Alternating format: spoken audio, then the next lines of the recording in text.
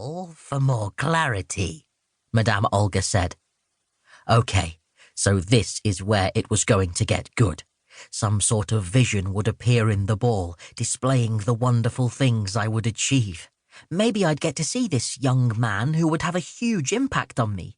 The last young man to have a huge impact on me was Sidney Smith, when I stupidly agreed to be one of the pins in his game of human bowling. Madame Olga waved her hands about and blew some dust off her crystal ball. And you see, it tickled, and... I mean, I couldn't help it. You can't help sneezing. It's just unfortunate that I had only recently recovered from that cold I already told you about, and so I was still quite bunged up. You know, there was a lot of gunk up my nose and...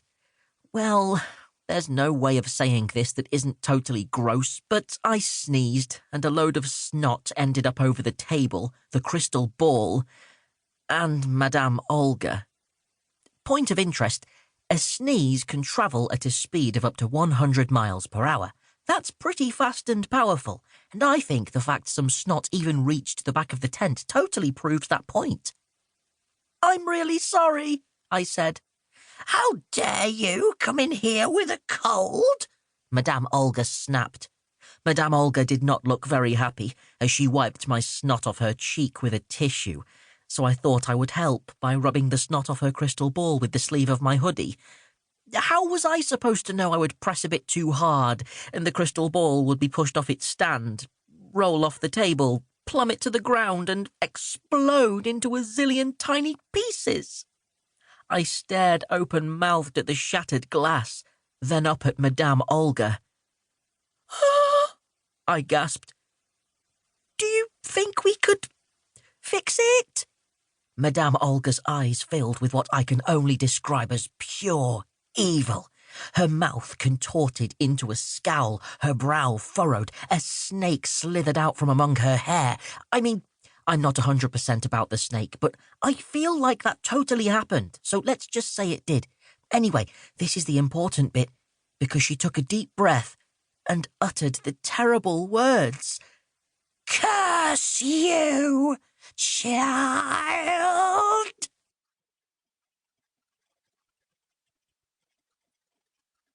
Chapter 2. 1001 Curses. "So?" Mom smiled as I emerged, blinking from the tent. "What were her predictions? Oh, good grief, what's the matter?" She... I mean, I couldn't really speak through the sobbing. "What is it, Riley?